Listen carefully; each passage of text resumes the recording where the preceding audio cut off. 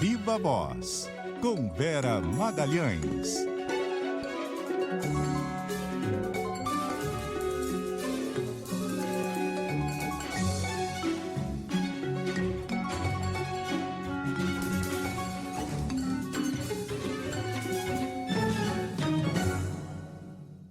Vera Magalhães, boa noite, tudo bem? Oi, Carol, boa noite para você, para o Fernando aqui do meu lado, para todo mundo e uma ótima semana para os ouvintes. E a gente começando essa semana, Vera, ainda falando sobre a mega operação da semana passada, né, no Rio de Janeiro, no Complexo do Alemão e da Penha, que acabou servindo de estopim para todo um debate nessa pauta da segurança pública, né? Tem algumas coisas em andamento no Congresso. Hoje aqui no Rio de Janeiro, o ministro Alexandre de Moraes está cuidando interinamente da DPF das favelas, veio ao Rio de Janeiro para uma reunião com o governador Cláudio Castro, com as autoridades na área da segurança. A gente vai falar sobre todos esses assuntos hoje aqui no Viva Voz, começando com as informações no Rio de Janeiro a respeito dessa reunião, então, com o ministro Alexandre de Moraes. O Diogo Bugalho acompanhou agora à tarde, traz os detalhes para nós. Oi, Diogo. Oi, Carolina, boa tarde novamente, boa tarde, Vera, boa tarde, Fernando. É isso mesmo, agora há pouco, depois do encontro com o ministro Alexandre de Moraes, que aconteceu na parte da manhã, o governador do Rio, Cláudio Castro, publicou uma nota em que diz que apresentou todos os dados da operação de terça-feira que atestam o cumprimento da DPF 635, a DPF das favelas, e também que deu ao ministro do Supremo, Alexandre de Moraes, total possibilidade de tirar todas as dúvidas sobre a política de segurança do Rio e sobre os desafios do combate ao crime, nas palavras do governador Cláudio Castro. A gente lembra, então, que dos 117 suspeitos mortos nessa operação, 115 tinham ligação comprovada com o Comando Vermelho, segundo a polícia aqui do Rio. E como nós falamos na abertura do Ponto Final, o ministro tem uma agenda cheia, uma agenda lotada aqui no Rio de Janeiro nessa segunda-feira, quase uma semana depois dessa mega operação que deixou 121 mortos. Pela manhã, Moraes esteve com o governador Cláudio Castro e também com os 3 secretários da cúpula da Segurança Pública. São 3 secretarias, a de Segurança Pública, a de Polícia Militar e a de Polícia Civil. Castro e o ministro, junto com esses 3 secretários, então, conversaram sobre essa operação. De acordo com o governador, foram passadas todas as informações atestando o cumprimento da DPF. Agora, na parte da tarde, o Moraes seguiu para encontros com chefes do Tribunal de Justiça, do Ministério Público e da Defensoria Pública, de onde ele acabou de sair. Agora mesmo, indo agora para a Prefeitura, onde vai se encontrar com o prefeito Eduardo Paes para a última reunião do dia. São todas reuniões fechadas, ninguém falou com a imprensa até agora, então oficialmente nós não temos detalhes do que foi tratado, mas a gente sabe que o motivo dessa visita é que Moraes cobre esclarecimentos das autoridades sobre a mega operação, que é considerada a mais letal da história. Isso porque Moraes é o relator provisório da DPF das favelas, uma ação de descumprimento de preceito fundamental que está tramitando no Supremo desde 2019 e que então teve um desfecho em 2025, por assim dizer, quando foi homologado parcialmente um acordo um plano apresentado pelo governo do Rio em respostas às exigências feitas pela Corte. O relator dessa ADPF era o ministro Edson Fachin, que assumiu a presidência, portanto a relatoria foi passada para Barroso, que se aposentou. Essa ação no momento se encontra sem um relator titular, mas devido à mega operação de terça-feira, Alexandre de Moraes assumiu então em caráter emergencial e está tocando aqui essa agenda de reuniões no Rio de Janeiro, cobrando as explicações no âmbito dessa ação do Supremo Tribunal Federal, que analisa aqui a violência e a letalidade policial. Carolina, Vera, Fernando. Obrigada, Diogo. Vera, a informação é de que, inclusive, o ministro Alexandre de Moraes restringiu a lista dos participantes dessa reunião, né? Só participaram realmente as autoridades da área da segurança. Como é que o Supremo e o ministro estão encarando esse episódio? A gente falava semana passada, né, sobre um certo ineditismo dessa vinda dele ao Rio de Janeiro essa semana. Pois é, fica como uma espécie de um corregedor ali do judiciário de uma operação que teve muito questionamento por parte das associações de moradores, por parte de entidades de direitos humanos, mas amplo apoio por parte da população, como mostraram pelo menos 4 pesquisas divulgadas desde a última quinta-feira. Então, é uma situação ali delicada. Agora, as primeiras imagens, né, da visita dele lá ao Centro de Operações das Forças de Segurança foram divulgadas, ele andando com o governador Cláudio Castro, com os secretários, com o comando ali das polícias, vendo os vídeos, vendo os mapas, os monitoramentos. Então, tudo está sendo feito por parte do governo do estado de forma a mostrar que não houve nenhum abuso e que, principalmente, não foi ferida nenhuma cláusula do acordo que eles fizeram para que a liminar que o ministro Edson Fachin tinha concedido, que praticamente impedia operações nas comunidades do Rio, fosse revogada parcialmente. Então, que ela fosse flexibilizada como foi há alguns meses. No fim da semana, depois que a gente tratou desse assunto aqui no Viva Voz, eu conversei com integrantes do PSB, que é o proponente dessa DPF, né? E que na semana passada destituiu o escritório de advocacia que estava tocando a causa. E o que aconteceu, né, que eu apurei? O escritório, diretamente com entidades de direitos humanos, propôs uma ação depois da operação da terça-feira, pedindo a intervenção no governo do Rio, intervenção na segurança em razão da operação, por ela ter ferido cláusulas do acordo. O PSB não foi consultado a esse respeito, ou pelo menos seus dirigentes disseram que a cúpula do partido não foi consultada. O governador Renato Casagrande, o prefeito de Recife, João Campos, eles têm algumas restrições a essa ação. Eles acham que o partido vai ficar estigmatizado por essa ação por ser ali, aquela coisa de sempre, né? O discurso, um partido favorável a bandido, contrário à polícia. Então, eles já tinham muitas ressalvas quanto a essa ação, que foi impetrada muito por pressão do Alessandro Molon, que é do Rio de Janeiro, e aí eles destituíram o escritório. Eles não podem retirar a ação, mas eles não gostaram do escritório ter impetrado ali uma petição no meio desse processo todo, sem ter consultado os principais dirigentes. Então, esse é o pano de fundo ali dessa ida do Supremo e o pano de fundo político para essas audiências de hoje.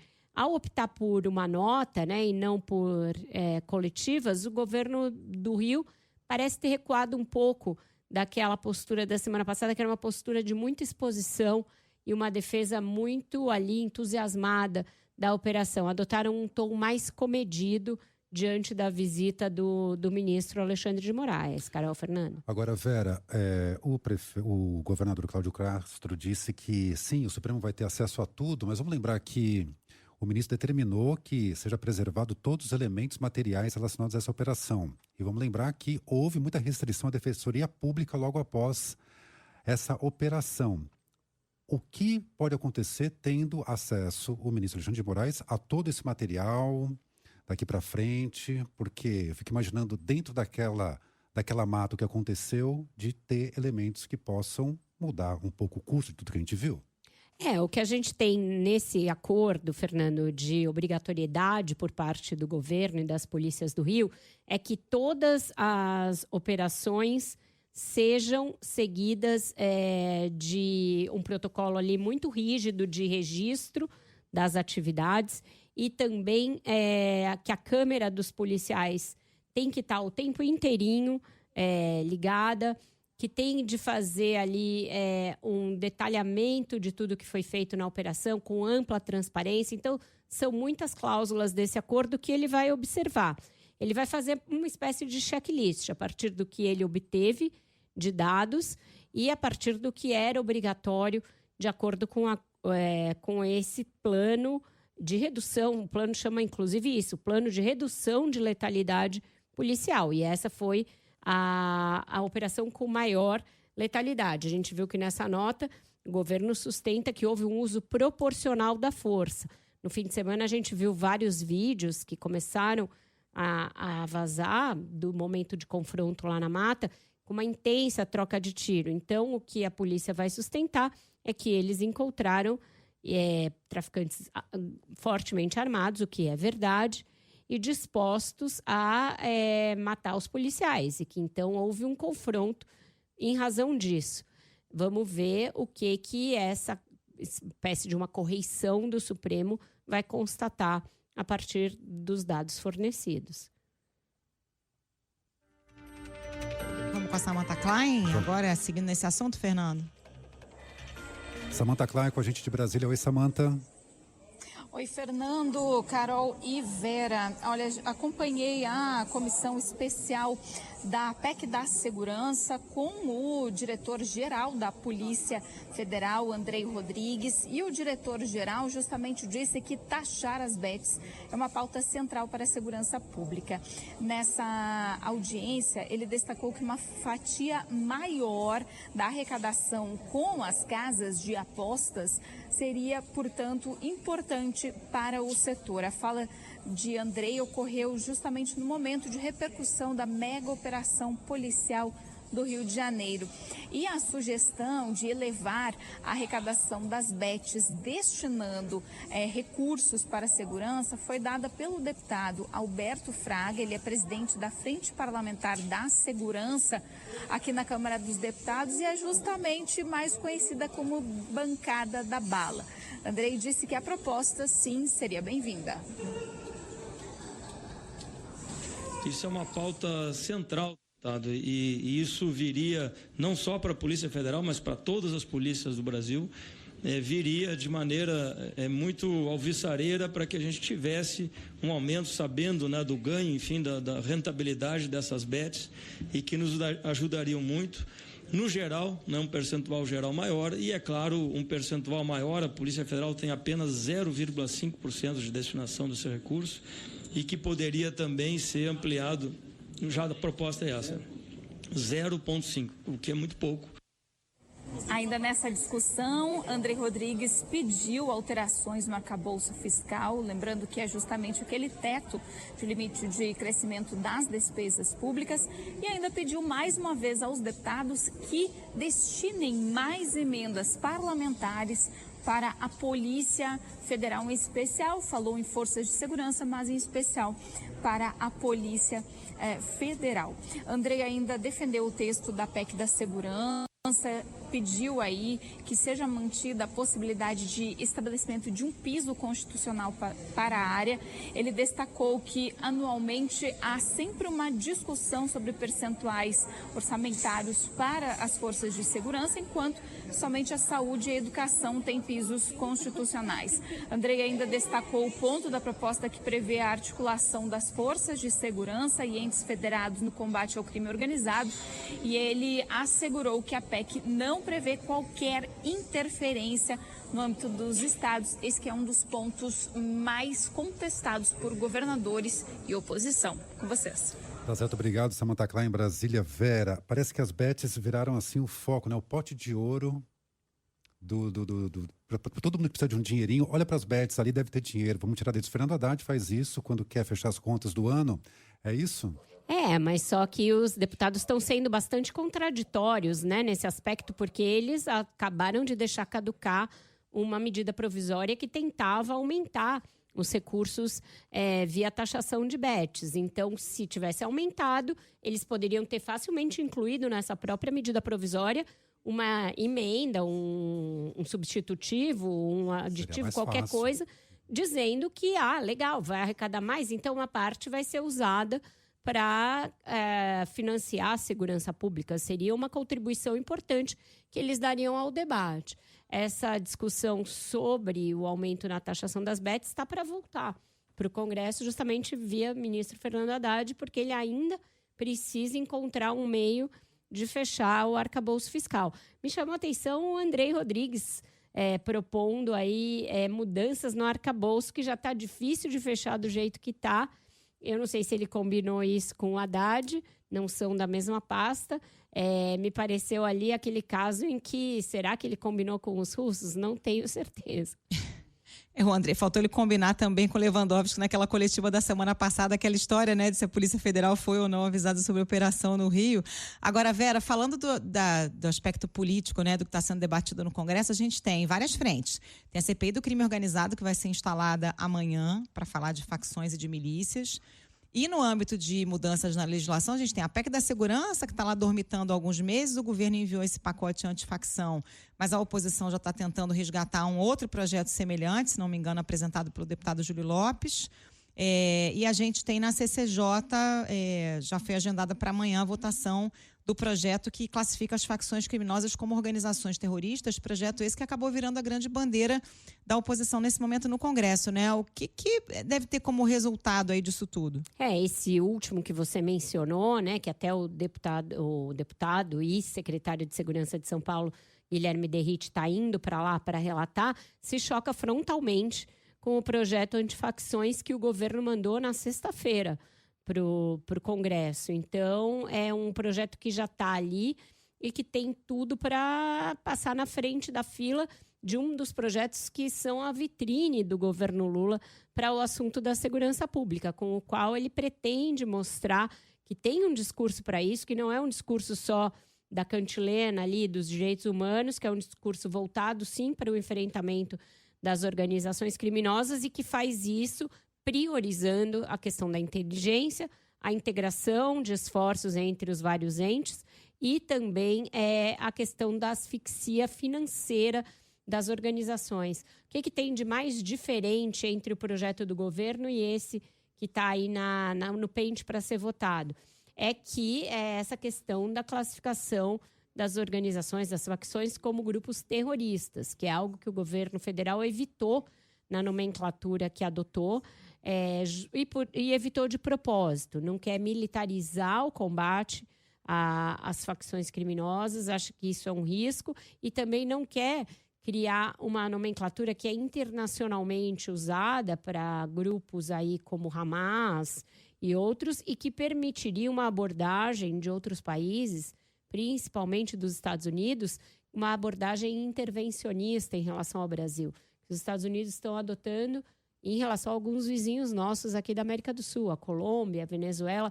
Houve ensaios do Donald Trump no sentido de que esses países estavam dominados pelo que ele chamou de narcoterrorismo e que, por isso, se justificaria algum tipo de ofensiva militar nesses países, e o Brasil não quer correr esse risco.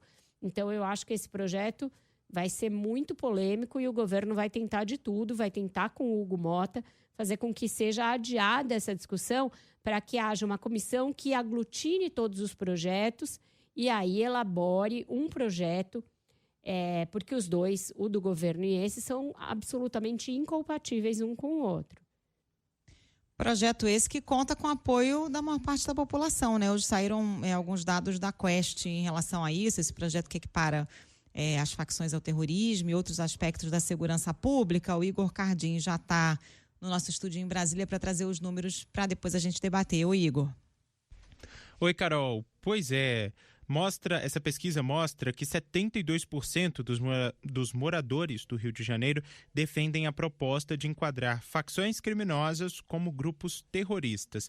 Essa medida não é apoiada pelo governo do presidente Lula, mas pode ser levada adiante em um projeto da oposição no Congresso, como vocês comentaram agora há pouco, esse outro projeto que já está sendo tramitado por lá. O levantamento feito logo após a mega operação policial no Rio mostrou ainda o apoio da população a medidas mais duras contra o crime organizado. 85% dos moradores do estado apoiam aumentar a pena para condenados por homicídio a mando de organizações criminosas. Há ainda um apoio bem amplo na ação da garantia da lei e da ordem quando o Exército coloca tropas na rua.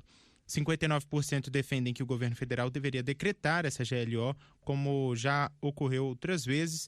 Já aquela PEC da segurança proposta pelo governo, que está tramitando no Congresso, tem apoio de 52% dos fluminenses. Essa pesquisa avaliou ainda outras propostas, como o uso de câmeras pelos policiais, apoiada por 81%, e a adoção da pena de morte para quem comete crime grave, apoiada por 58%. Aquela frase, bandido bom é bandido morto, divide opiniões, apoiada por 51%. dos entrevistados. E aí, 64% dos moradores do estado do Rio de Janeiro aprovaram a mega operação policial e a aprovação da gestão do governador do Rio, Cláudio Castro, que subiu 10 pontos percentuais depois dessa operação. O levantamento mostrou ainda que o índice de entrevistados que aprovam a administração estadual subiu de 43%, registrado em agosto, para 53%. A pesquisa ouviu 1.500 pessoas entre os dias 30 e 31 de outubro, em 40 municípios do Rio. A margem de erro é de 3 pontos percentuais, Carol. Obrigada, Igor. São números que ilustram por que o governo está sendo tão cauteloso ao comentar essa pauta da segurança pública, né, Vera? Não só o governo federal, aqui no Rio também o prefeito Eduardo Paes. É um assunto espinhoso, né? Assunto espinhoso, e mostra, Carol, que esse problema realmente atingiu ali um ápice, né? Ele hoje em dia impacta a vida da população de uma maneira muito forte. Mais forte até do que a gente imagina, analisando a partir de dados, a partir da doutrina, a partir da literatura sobre esse tema da segurança. Quando a gente pensa na maneira como se dá hoje em dia a dominação territorial de facções como o Comando Vermelho, PCC e outras, né? Principalmente aí no Rio, mas na Bahia, no Ceará, aqui em São Paulo em uma escala menor, se dá na base do jugo da população, estabelecendo muitas vezes métodos de tortura muito cruéis. Essa questão aí da submissão de parcelas grandes da população de cidades a extorsões, a toque de recolher, a tortura, a violações, estupros. Então, isso explica essa adesão que, para a gente que está olhando um pouco de fora, parece enorme, mas que se explica à luz desse estado de coisas que as pessoas vivem, e que é preciso que os especialistas e que quem está ali na elaboração das políticas públicas tenha sensibilidade para levar em conta, porque senão a gente fica falando de duas realidades que nunca se chocam. Uma, a dos formuladores, e a outra de quem está vivendo na ponta. Não pode ser ou bandido bom ou bandido morto, ou a gente tem só que dar escola e não tem que combater. Não podem ser dois extremos.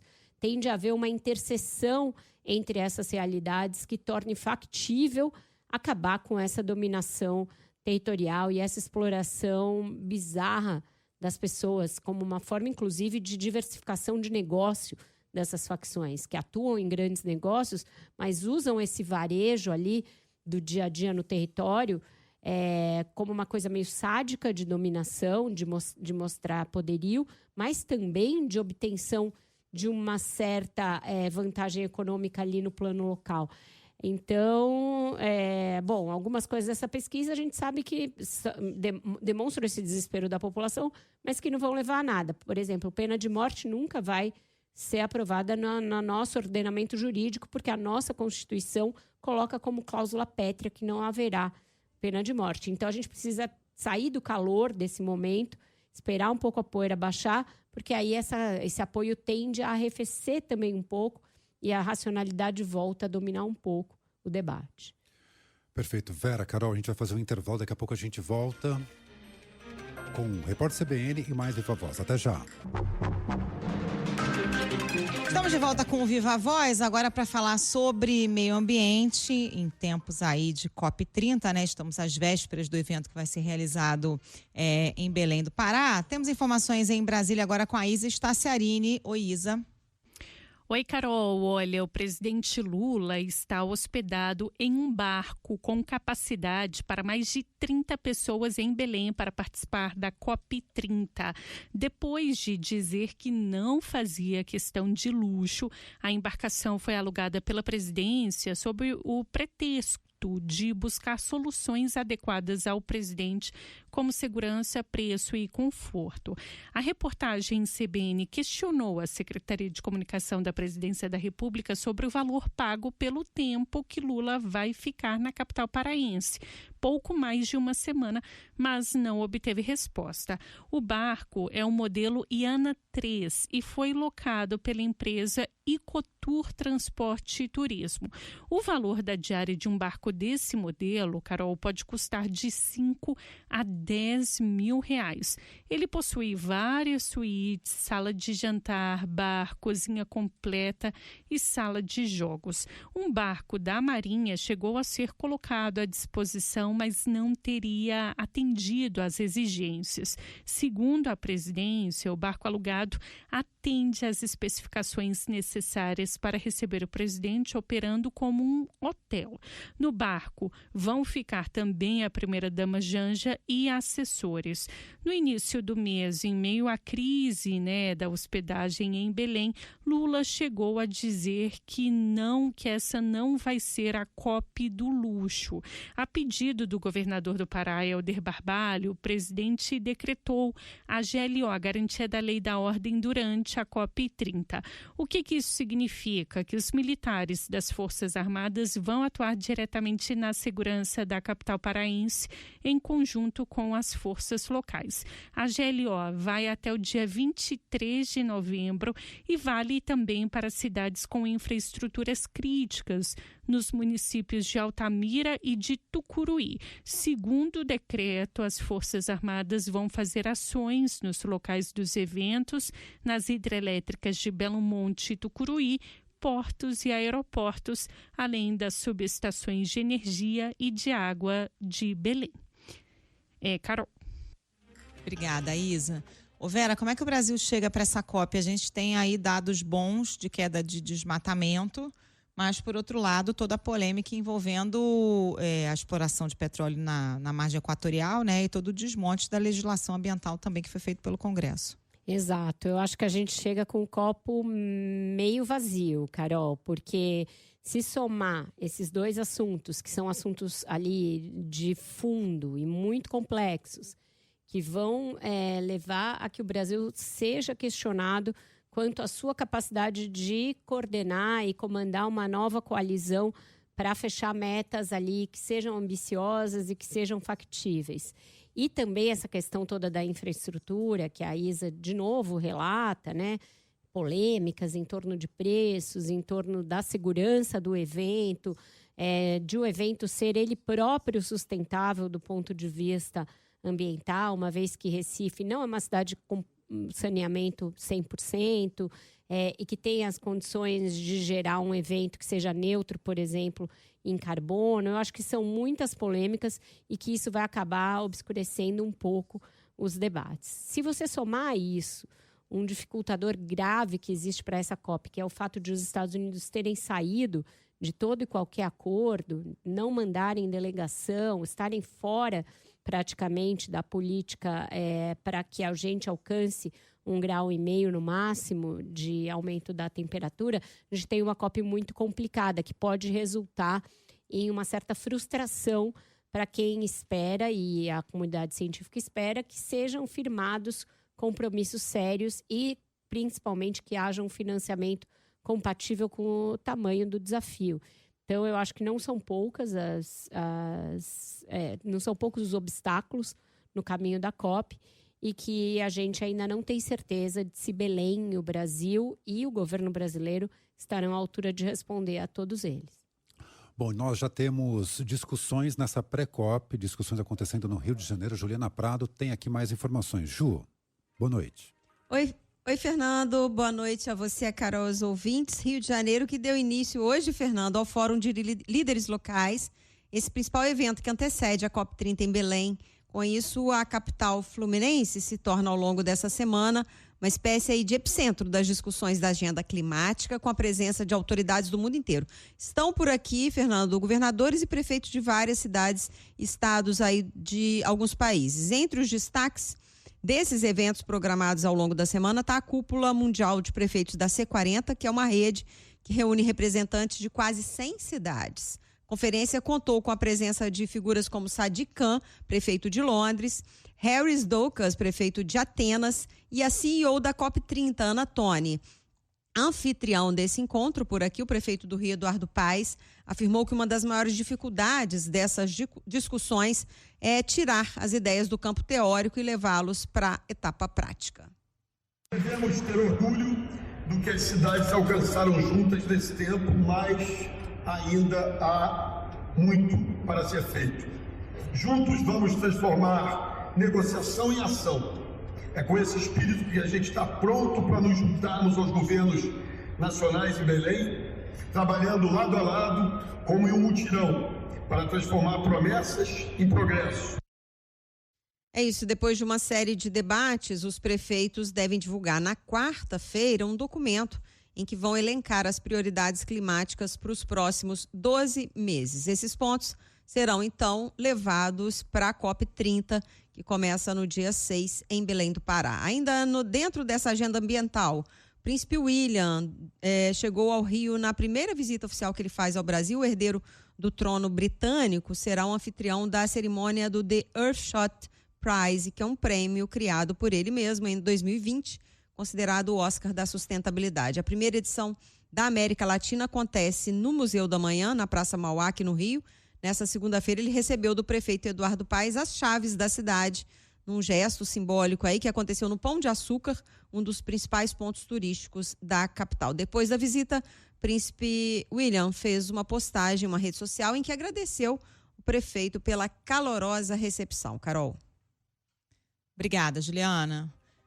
Eventos aí preparatórios para esse evento, né, para a COP que começa na próxima semana, e acho que as cidades têm muito a contribuir com esse debate, né, porque é onde acontece de fato esse enfrentamento aí e os problemas que a mudança climática acarreta para a vida das pessoas, né? E a Vera tinha falado sobre a ausência muito importante dos Estados Unidos, mas eu tinha pensado, poxa, e a Argentina vai mandar um representante? Até a Argentina mandou alguém, fez o credenciamento. Isso não necessariamente significa que vai participar. Até agora tem 191 países credenciados, e aí a Argentina fez o credenciamento, e aí tem que saber se vai participar ou não. A lista de países com reservas e acomodação garantidas, pelo menos até agora, 149. O mundo olhando para Belém, né? Olhando para Belém, esse discurso do Eduardo Paes é um discurso bem genérico.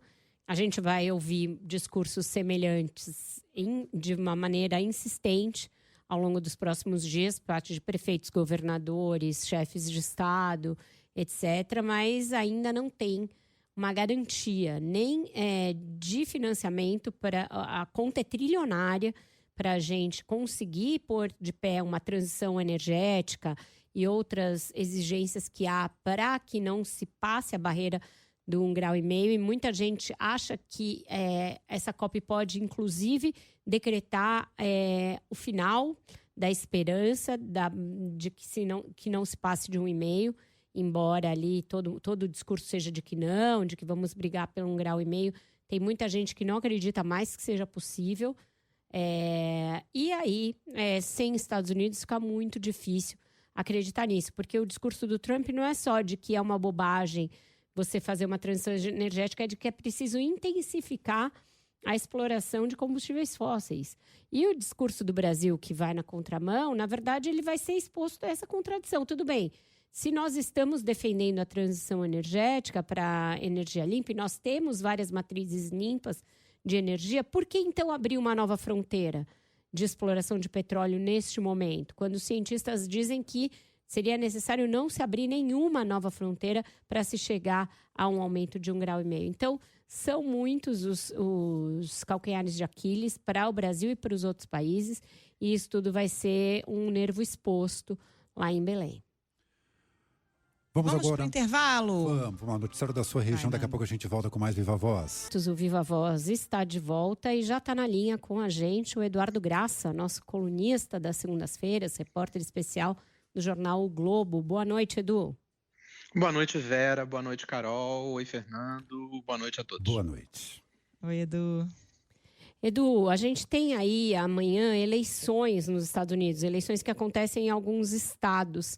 Até que ponto elas podem ser lidas como um plebiscito do governo Trump até agora? E o que a gente pode esperar do balanço ali entre democratas e republicanos nessas eleições? Vera, os democratas querem muito que essa eleição seja lida como um primeiro plebiscito ao governo Trump, exatamente um ano depois da vitória do Trump sobre Kamala Harris. Os republicanos argumentam que a maioria dessas eleições amanhã vão acontecer em áreas que são redutos do Partido Democrata. Então, na verdade, elas acabam revelando melhor para onde vai o Partido Democrata, se vai ficar mais à direita ou mais à esquerda. O símbolo maior das eleições amanhã, para o Partido Republicano especialmente, ao que tudo indica, a vitória do deputado estadual Zohran Mamdani, um socialista de 34 anos, imigrante muçulmano, de origem indiana, que nasceu na África, e que, de fato, se for eleito, representa uma revolução, algo impressionante no tabuleiro político dos Estados Unidos. Os democratas lembram que, além dessa eleição em Nova York, vão estar em jogo, por exemplo, 2 cargos de governador de 2 estados importantes para o país, a Virgínia e Nova Jersey. E nesses estados, as candidatas que estão à frente são 2 democratas, deputadas federais centristas, que destacaram nas campanhas delas os currículos delas. Uma é militar, a outra um currículo nas agências de inteligência, se aproximando um pouco do discurso da lei e da ordem, de olho nos eleitores independentes, mas também denunciando o bolso mais vazio dos americanos desde que o Trump e seus tarifaços entraram em cena. Uma fonte minha me resumiu hoje algo que parece óbvio, mas que não é. Que investindo para todos os lados, né, no caso de Nova Jersey e Virgínia, mais ali de olho nos independentes, no caso de Nova York, para os jovens e para uma, de fato, uma opção à esquerda, os democratas, pelo menos agora, estão investindo, foram para o ataque. Sem o peso do governo Biden, eles finalmente parecem ter acordado para o fato de que, para ganhar a eleição, não tem outro jeito, né? Tem que fazer oposição de verdade. Que foi o que a gente viu, inclusive, nesse fim de semana, nos comícios finais das 2 candidatas que eu citei aqui, que provavelmente serão eleitas, com a presença de um Barack Obama, assim, on fire, animadíssimo. Ô, Edu, dá pra gente ler como um plebiscito, aprovação e desaprovação ao governo Trump? Então, os republicanos dizem que não, de jeito nenhum. O Trump está com números baixíssimos. Ontem, Carol, saiu uma pesquisa do Washington Post e da ABC News e do Instituto Ipsos, que botou ele com 58% de reprovação. Hoje, uma outra pesquisa da CNN bateu recorde de desaprovação, juntando o primeiro governo Trump com o segundo. Então ele está muito mal das pernas. Mas aí os republicanos argumentam que esses estados e Nova York são áreas claramente democratas. Então não dá para você decidir se as pessoas gostam ou desgostam do Trump só tendo como maioria de eleitores pessoas que naturalmente votariam nos democratas. Mas tem uma coisa muito específica dessas eleições que é legal a gente pensar e prestar atenção amanhã. Em Nova Jersey, especificamente, o Trump ganhou muitos votos em relação às eleições em que ele foi eleito pela primeira vez. E ganhou muitos votos, Carol, entre os hispânicos. Amanhã vai ser interessante a gente olhar o quanto esse apoio diminuiu, porque são os mesmos eleitores que vão às urnas, os mesmos que votaram em Joe Biden e que depois migraram para Trump e não foram para Kamala Harris. Esse voto é um voto importante para a gente ver amanhã, e aí a gente pode discutir se é um plebiscito ou se não é. Du, eu queria te ouvir sobre aquela reunião do Donald Trump com o líder chinês Xi Jinping. Trump saiu daquela reunião cantando uma vitória, dizendo que tinha ganhado, tinha feito o melhor acordo. Quem ganhou, hein? Pois é, a Casa Branca diz que foi uma vitória inequívoca, celebrou, comemorou. O Partido Democrata já disse, ao contrário, que foram feitas concessões demais a Pequim. E os chineses dizem que cederam pouco, muito menos do que eles poderiam ceder. Por exemplo, Fernando, nem sequer foi para a mesa de negociações, algo que o Trump queria que fosse muito, que era a situação da venda do TikTok lá nos Estados Unidos. De um modo muito menos histriônico do que a Casa Branca, Pequim destacou a resistência clara que se fez à pressão americana, né? A China tem um monopólio na prática do processamento de terras raras, tem o poder de compra real da soja americana e usou, inegavelmente, isso muito bem para negociar. O resultado das conversas, que incluiu ali pelos americanos, né, a redução das tarifas e pela China a suspensão, as restrições de terras raras e a compra de soja, eu acho que esse é o ponto mais importante, foi uma trégua temporária. não foi assinado nenhum acordo final e a gente conhece nesse programa, inclusive, Donald Trump, né? Como ele pode mudar a qualquer momento. Então eu acho assim que o Trump venceu no sentido de que ele repetiu aquela estratégia do caos em que ele próprio criou essa confusão desde o início, para depois ele mesmo surgir como aquele que resolveu a tal confusão. Só que é impossível comprar esse alvoroço que o Trump está fazendo para consumo interno como uma vitória inequívoca, eu acho. Esse foi o Eduardo Graça, repórter especial do Globo para assuntos internacionais, nosso colunista das segundas-feiras. Já te esperamos semana que vem. Edu, obrigada por hoje. Um beijo em todos, até logo, boa noite. Valeu, Edu. Valeu, Edu. Dá tempo ainda para um último assunto? Temos a Isa Staciarini chegando por aqui. Oi, Isa. Carol, olha, o tenente-coronel Mauro Cid retirou a tornozeleira eletrônica hoje, depois que passou por uma audiência no Supremo Tribunal Federal. Essa medida faz parte do início do cumprimento da pena de 2 anos de prisão em regime aberto, pelo envolvimento dele na trama golpista. Isso porque, em relação a Mauro Cid, o caso está transitado em julgado, ou seja, não cabem mais recursos. Como delator, ele pegou um tempo mínimo e vai precisar agora cumprir algumas medidas, como a proibição de deixar o país. Ele também precisa ficar em casa no período da noite e da madrugada, além de não usar redes sociais e também de manter a proibição de se comunicar com outros condenados e investigados. Moraes, contudo, determinou na semana passada a devolução dos bens de Cid que foram apreendidos e também a manutenção da segurança dele e dos familiares. O ministro também determinou que seja levantado por quanto tempo o Cid ficou preso de forma provisória para que esse período seja abatido da pena. Cid aguarda o Exército analisar um pedido de aposentadoria dele, mas tira agora 60 dias de férias a partir de amanhã. Ele tinha planos de se mudar para os Estados Unidos, mas Moraes manteve a proibição dele de sair do país. Em relação aos outros 7 réus, incluindo o ex-presidente Jair Bolsonaro, o STF começa a julgar a partir agora de sexta-feira, dia 7 de novembro, no plenário virtual, os embargos de declaração, que são os recursos.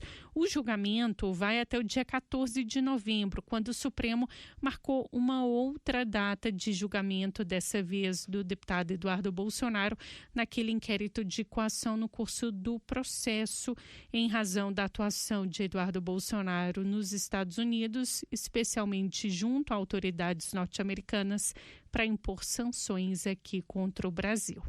Carol. Obrigada, Isa. E tem toda uma expectativa também, né, Vera? Qual vai ser o destino do ex-presidente Jair Bolsonaro, né? Ao final dessa análise toda no Supremo Tribunal Federal, se ele continua cumprindo prisão domiciliar em casa ou se pode ser enviado para um presídio. Exato.